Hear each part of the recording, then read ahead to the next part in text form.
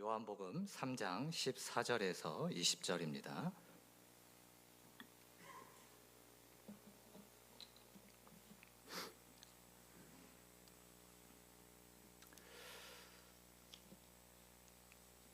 자, 우리 함께 봅니다. 모세가 광야에서 뱀을 든 것 같이 인자도 들려야 하리니 이는 주를 믿는 자마다 영생을 얻게 하려 하심이니라. 하나님이 세상을 이처럼 사랑하사 독생자를 주셨으니 이는 그를 믿는 자마다 멸망하지 않고 영생을 얻게 하려 하심이라. 하나님이 그 아들을 세상에 보내신 것은 세상을 심판하려 하심이 아니요 그로 말미암아 세상이 구원을 받게 하려 하심이라. 그를 믿는 자는 심판을 받지 아니하는 것이요 믿지 아니하는 자는 하나님의 독생자의 이름을 믿지 아니하므로 벌써 심판을 받은 것이니라. 그 정죄는 이것이니 그 빛이 세상에 왔으되 사람들이 자기 행위가 악함으로 빛보다 어둠을 더 사랑한 것이니라. 악을 행하는 자마다 빛을 미워하여 빛으로 오지 아니하나니 이는 행위가 드러날까 하며. 아멘. 할렐루야. 네, 자, 언약의 하나님이라는 제목으로 오늘의 성경을 그 맥락대로 성경을 소개하는 시간을 갖도록 하겠습니다. 언약이 구약적인 언어에 가깝다면 우리에게 좀 더 친근한 언어라면 이제 하나님의 약속일 것입니다. 하지만 제가 자꾸 언약이라고 거듭 반복을 하여도 약속으로 찰떡같이 알아들으시고 말씀을 잘 따라와 주시기를 바랍니다. 그리고 할 수만 있다면은 가능하면 성경책을 또 우리 같이 또 중간에 한번 또 직접 찾아보는 시간도 갖도록 하겠습니다. 성경은 전체가 하나님의 약속이 무엇인가에 대해서 기록한 책입니다. 어떤 약속입니까? 너희들은 내 백성이 되고 나는 너희의 하나님이 될 것이다. 이것이 하나님 언약의 요체입니다. 레위기 26장 12절 이 외에는 이제 제가 스피드하게 말씀을 드릴 텐데요. 이것만 같이 읽어볼까요? 나는 너희 중에 시작. 나는 너희 중에 행하여 너희 하나님이 되고 너희는 나의 백성이 될 것이다. 아멘. 그리고 예레미야 31장에도 나 여호와가 말하노라. 그러나 그날 후에 내가 이스라엘 집에 세울 언약은 이러하니 내가 나의 법을 그들 속에 두며 그 마음에 기록하여 나는 그들의 하나님이 되고 그들은 내 백성이 될 것이다. 또 예스겔 11장에도 세신 곧 성령을 우리 마음에 주어서 우리의 굳은 마음을 제거하고 부드러운 마음을 주신다. 그런 부드러운 마음을 주시는 이유도 새 마음을 주시는 이유도 당연히 하나님이 우리의 하나님이 되어주시고 우리를 백성 삼아 주시기 위해서 그렇게 해 주신다는 것입니다. 그렇기 때문에 이 반복되는 성경 언약의 요체 곧 나는 너희의 하나님이 될 것이고 너희는 나의 무엇이? 백성이. 그렇죠. 너희는 나의 백성이 될 것이다. 지난번보다 집중도가 더 좋습니다. 감사합니다. 그렇죠? 나는 너희의 하나님이 되고 너희는 나의 백성이 될 것이다. 이게 하나님 언약의 요체. 이것만 우리가 잊어버리지 않으면 될 것 같습니다. 그래서 계시록 우리가 보통 장례식장에서 많이 듣게 되는 말씀인데 계시록 21장에 3절만 우리 함께 또 보겠습니다. 내가 들으니 3절 말씀이 좀 많죠, 그렇죠? 그래서 내가 들으니부터 시작. 내가 들으니 보좌에서 큰 음성이 나서 이르되 보라 하나님의 장막이 사람들과 함께 있으니 하나님이 그들과 함께 계시리니 그들은 하나님의 백성이 되고 하나님은 친히 그들과 거기까지. 네네. 그러니까 지금 여기에서 장막 이야기를 합니다. 하나님이 우리와 함께 거하신다는 것이죠. 그런데 계시록 21장의 이 장막은 영원한 장막, 곧 하나님이 우리와 영원히 함께 거하신다는 바로 이번 우리 교회 표 바로 영원히 하나님께서 우리와 임재 주실 것이다라는 약속인 것입니다. 이것을 우리가 그렇다면 다른 말로 무엇이라고 부를 수 있을까요? 이 언약을 이것이 바로 복음입니다. 복음은 다른 것이 아닙니다. 복음이 뭐라고요? 하나님이 우리와 영원히 함께 하신다는 것. 예수님이 이 땅에 오실 때에도 임마누엘 이름으로 주님과 우리가 너희와 영원히 함께하겠다는 약속으로 이 땅에 오신 것이죠. 그것이 또 성경의 첫 언어 태초에 하나님이 보면 원문으로 베레시트라는 거거든요. 그것도 사실은 애초에 하나님께서 우리와 함께 하신다는 언약을 그 한 단어 안에 다 담아 있는 것입니다. 그러니까 이제는 더 이상 이 계시록 21장의 장막은 이제는 더 이상 하나님이 그 무엇도 하나님과 우리 사이를 갈라놓을 수 없는, 시험할 수도 없는, 그래서 우리는 영원히 하나님의 신부가 되고 하나님의 자녀가 될 것이라는 그 약속, 그 영원한 임재를 저희는 분명히 하나님과 함께 누리게 될 줄로 믿습니다. 예, 이렇게 이것이 이제 서론의 여기까지가 이제 서론이고, 그렇다면은 그 언약의 결과적인 측면만을 오늘 생각해서 그러니까 오늘 이제 본론 말씀을 드리고자 합니다. 언약의 결과적인 차원, 그러니까 언약의 결과적인 차원, 이게 무슨 얘기냐? 언약에 대해서 피조물이 어떤 태도를 보이느냐에 따라서 곧 당신의 그 언약의 그 피조물들이 신실할 때는 복을 받고 신실하지 못할 때는 저주를 받는다는 그 복과 저주의 이야기를 오늘 이제 드리고자 하는 것입니다. 이것을 언약의 복과 저주가 뭘 의미하는지 가장 쉽게 이해할 수 있는 본문이 있는데요. 이미 이제 저와 같이도 하였고 또 여러분들이 그동안 담임 목사님과도 너무 많이 이제 들어왔습니다. 창세기 15장에 보면은 바로 횃불 언약이라는 것이 나오죠. 하나님께서, 그러니까 아브라함이 땅을 약속하신 하나님께 내가 이 땅을 소유로 얻을 것을 어떻게 알릴까 하니까 좀 엉뚱한 말씀을 주시죠. 3년 된 암소와 3년 된 암염소, 수장, 산비둘기, 집비둘기 새끼 가져와라. 그걸 어떻게 아브라함이 알아먹고는 그런 짐승들을 다 구해와서 그 고기를 쪼개놓고 이제 하나님을 기다리니까 하나님께서 횃불로 나타나셔서 그 사이를 지나가시는 거죠. 그것은 제가 최근에 새벽에 할례에 대해서도 말씀드린 것처럼 당시에 할례도 지금 말씀드리려는 이런 계약 의식도 사실은 그 당시에 고대근동 지역에 다 있었던 관습을 가지고 하나님께서 주신 거기 때문에 아브라함이 그걸 용케 알아먹은 겁니다. 예레미야 34장에 보면 이것이 뭘 의미하는지 잘 나타나 있습니다. 자, 예레미야 34장 18절인데요. 예레미야 34장 송아지를 둘로 쪼개고 같이 봅니다. 시작. 송아지를 둘로 쪼개고 그 두 조각 사이로 지나매 내 앞에 언약을 맺었으나 그 말을 실행하지 아니하여 내 계약을 어긴 그들을. 예. 여러분 이미 많이 들어보셨을 텐데 이 언약 관습에는 중요한 의미가 들어있죠. 왜 제물로 드릴 짐승을 쪼개놓느냐는 거예요. 왜 쪼개놓을까요? 여기에는 언약하는 자의 중요한 맹세가 들어있죠. 내가 언약을 하는데 내가 이 쪼갠 고기 사이로 지나간다는 것은 내가 이 언약을 지키지 않을 때 내가 이 쪼갠 고기처럼 되겠다라는 겁니다. 이것이 바로 언약을 지키지 않았을 때 임하게 될 저주인 겁니다. 성경의 모든 언약에는 이렇게 뭐와 뭐가 있다? 복과 저주가 있는 것입니다. 성경 언약의 가장 대표적인 내용들이 들어있는 레위기 26장과 신명기 28장에 있는데요. 여러분 밑에 있는 여러분 성경책으로는 신명기 28장을 민첩하게 한번 찾아 놓으시고요. 또 화면을 보면서 우리 이렇게 진행을 하도록 하겠습니다. 레위기 26장과 신명기 28장인데요. 각각 이런 이제 말씀들이 나옵니다. 자, 화면에 나온 대로 우리 저 위에 윗줄을 한번 읽어볼까요? 시작. 너희가 내 규례와 계명을 준행하면, 그렇죠?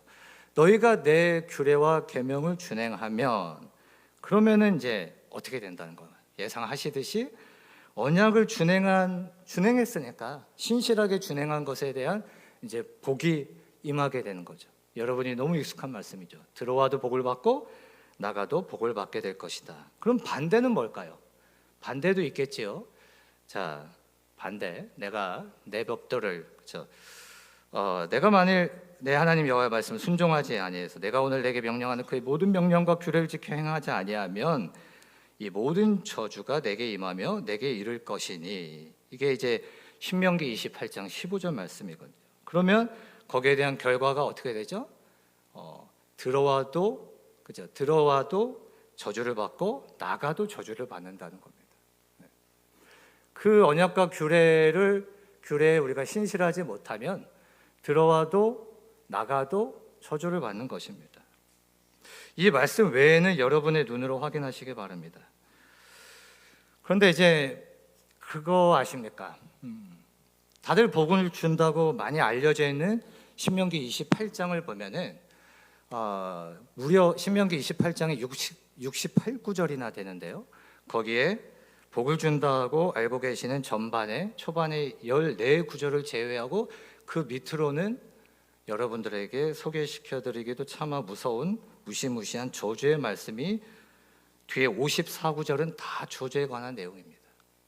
레위기 26장에도 15절 뒤로는 차마 또 무서운 그런 저주의 내용이 다 들어 있습니다. 쉽게 표현하면 하나님의 백성이 하나님의 말씀 안에 있을 때는 언약의 복이 주어지지만 말씀 안에 있지 못할 때는 그 저주가 선포된다는 겁니다. 성경의 모든 언약에는 이렇게 복과 저주가 들어 있습니다. 아브라함 때부터 이것을 하나님께서 가르쳐 오신 것입니다. 그러므로 순종하는 자에게는 지속적으로 복이 따르지만 순종하지 못하는 자에게는 지속적으로 저주가 따르는 겁니다. 저는 지금 너무 성경 상식적인 부분을 말씀을 드리는 겁니다. 설마 제가 은혜의 교리를 몰라서, 은혜의 성경을 몰라서 이런 말씀을 드리고 있는 것이겠습니까? 하지만 정말 여러분들이 성경을 보신다면, 성경을 확인하신다면 하나님의 사랑을 가장 강조해서 말씀하고 있는 부분에서조차, 그러니까 이 말씀은 진짜 하나님의 100% 사랑이지라고 여겨지는 그 부분에서조차도 사실은 성경은 언약적이라는 것을 발견하게 될 것입니다. 그래서 이를 제가 설명하기 위해서 사람들이 사랑만 있다고 흔히 생각하는 요한복음 3장 16절을 오늘의 본문으로 잡아본 것입니다.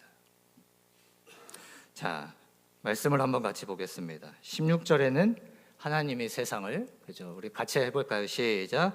하나님이 세상을 이처럼 사랑하사 독생자를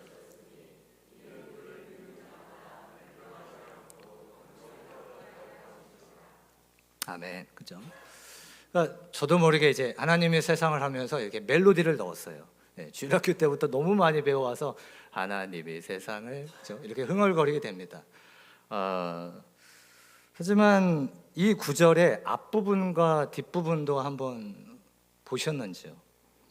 요한복음 3장 16절 자체만을 놓고 보면 여기에는 하나님이 주시는 구원과 복만 있는 것처럼 보이지만 이것으로 끝나지 않습니다. 18절을 보십시오. 그를 믿는 자는 심판을 받지 않는 것이요 믿지 아니하는 자는 하나님의 독생자의 이름을 믿지 아니하므로 벌써 심판을 받은 것이니라. 자, 중요한 것은 19절 20절인데요. 19절 20절은 우리가 같이 한번 보겠습니다. 그 정죄는 시작. 그 정죄는 이것이니 곧 빛이 세상에 왔을 때 사람들이 자기 행위가 악함으로 빛보다 어둠을 더 사랑한 것이니라. 악을 행하는 자마다 빛을 미워하여 빛으로 오지 아니하나니 이는 그 행위가 드러날까 하며.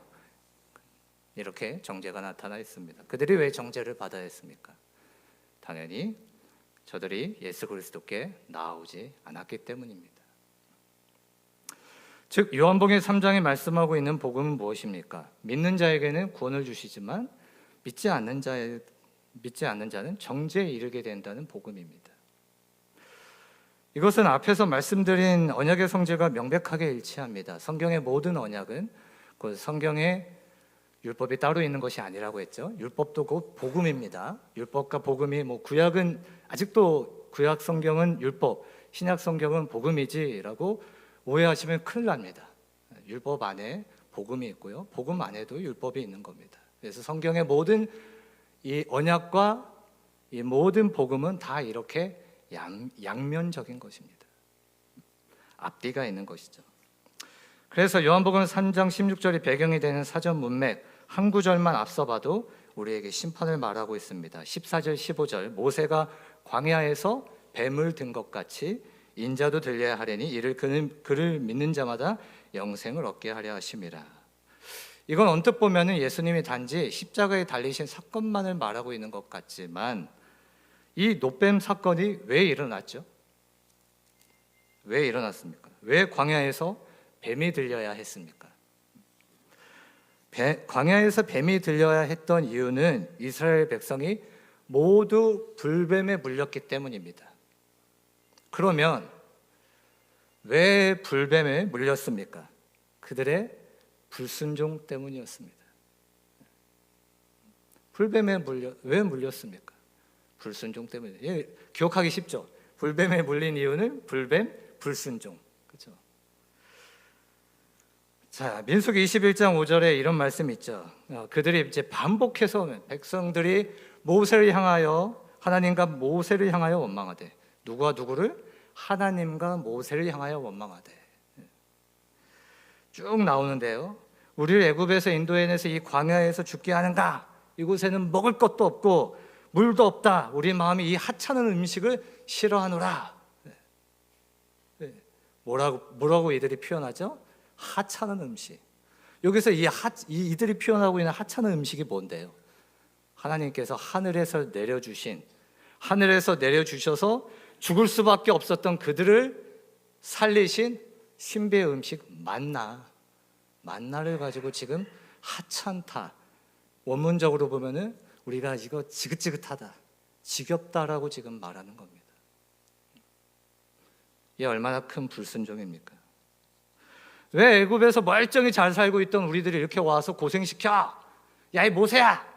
라고 하지만 결국은 하나님한테 원망하고 있는 것이죠. 그때 하나님께서 진노하셔서 불뱀을 풀어버리시고 이스라엘을 물게 했던 것입니다. 여기서 이렇게 불평하던 자들이 바로 뱀에 물려서 죽음을 앞두게 되니까 모세에게 하나님께 부탁해서 우리를 좀 살려줘. 우리를 좀 살려달라. 모세를 그냥 붙잡고 있는 겁니다.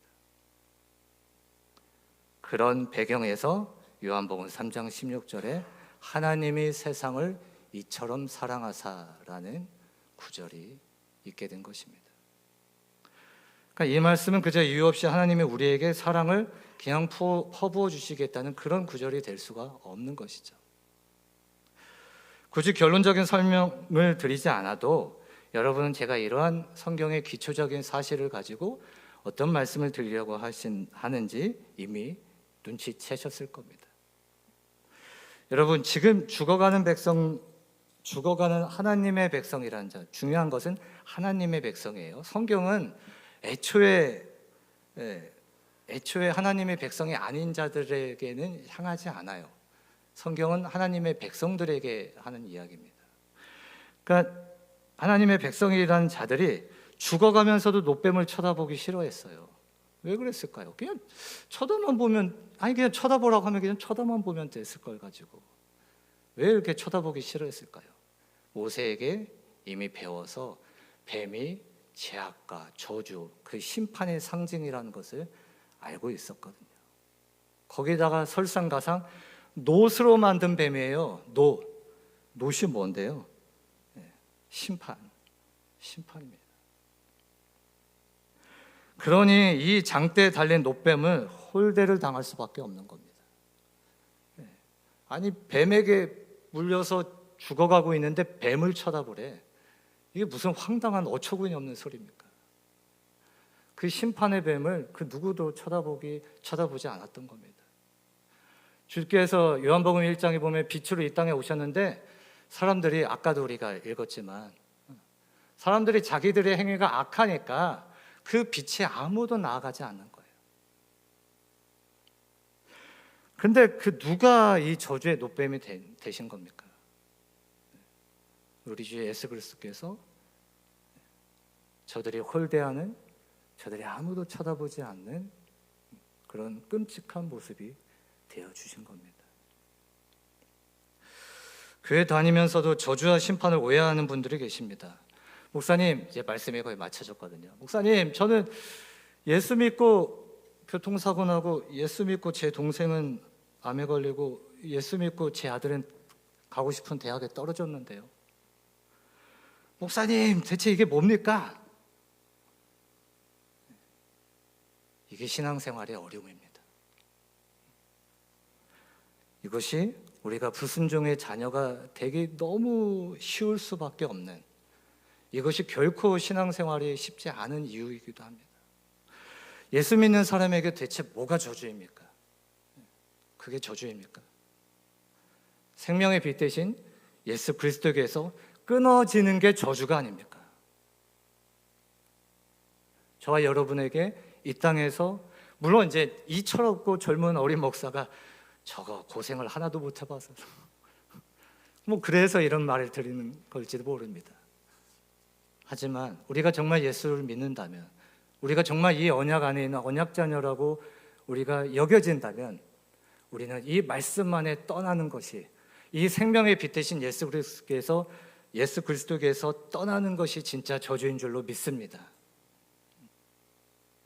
이사야 60장에 의하면 만물을 밝히시고 존재케 하시는 빛은 바로 하나님이십니다. 하나님께서는 어둠과 절대 섞일 수 없는 거룩한 빛, 정확하게 거룩한 빛, 생명을 주는 빛이란 뜻입니다. 주님께서는 우리에게 유일하게 생명을 주는 빛인데, 그 빛의 역설이라는 게 있어요. 어두우면 어두울수록 어디에 나가기 싫어요? 빛에 나가기 싫어요. 내가 어두움에 이렇게 찌들어 있을수록 빛에 나가기 싫어요. 왜? 빛에 나가면 나갈수록 내 더러운 게 너무 잘 보이거든요. 그러니까 자꾸 어두운데 숨으려고 그래요. 그런데 빛에 임하여 빛이 되기 위해서는, 우리 보고 빛의 자녀라고 말씀하셨잖아요. 이 빛의 자녀가 되기 위해서는 우리가 얼마나 어두움인 줄을, 너희들이 얼마나 어두움인지를 알아야 한다는 것이 성경이 말하는 공식입니다. 이 부분에 대해서는 다음 기회에 한 번 더 말씀드리겠습니다. 누가복음 18장에 바리새인과 세리의 기도를 주님께서 일부러 비교해서 우리에게 말씀해 주시잖아요. 세리는 어떻게 기도합니까? 감히 하늘을 쳐다보지도 못하고 다만 가슴을 치면서, 하나님이여 불쌍히 여기소서, 저는 죄인이로소이다, 저는 죄인입니다. 이 기도를 드리는 것입니다. 빛 앞에 적나라하게 비춰진 만큼 내가 얼마나 어두운 존재인지를 알게 됩니다. 빛 대신 예수님 앞에 우리가 나아가면 나아갈수록 내가 얼마나 어두운 죄에 찌들어 있는 자를 알게 됩니다. 주님, 내가 뭘 저주로 알고 있습니까? 내가 뭘 심판으로 알고 있습니까? 주님, 이 땅에서 어떤 심판과 같은 저주와 같은 일을 당하더라도 주님에게서 저는 끊어지지 않겠습니다. 주는 저를 포기하지 말아 주십시오. 주님, 저희 아이들을 포기하지 말아 주십시오. 이 5월 가정의 달인데, 주님, 혹 우리가 원하는 그런 많은 소원들이 하나님이 들어주시지 않는다 하더라도 하나님이 빛 대신 하나님에게서 끊어지지 않는 저의 가정이 되기 원합니다라고 저와 여러분 함께 우리의 다음 세대들을 위해서, 또 우리의 가정을 위해서 간절히 기도하는 빛의 자녀 되신 여러분이 되기를 간절히 권면드립니다.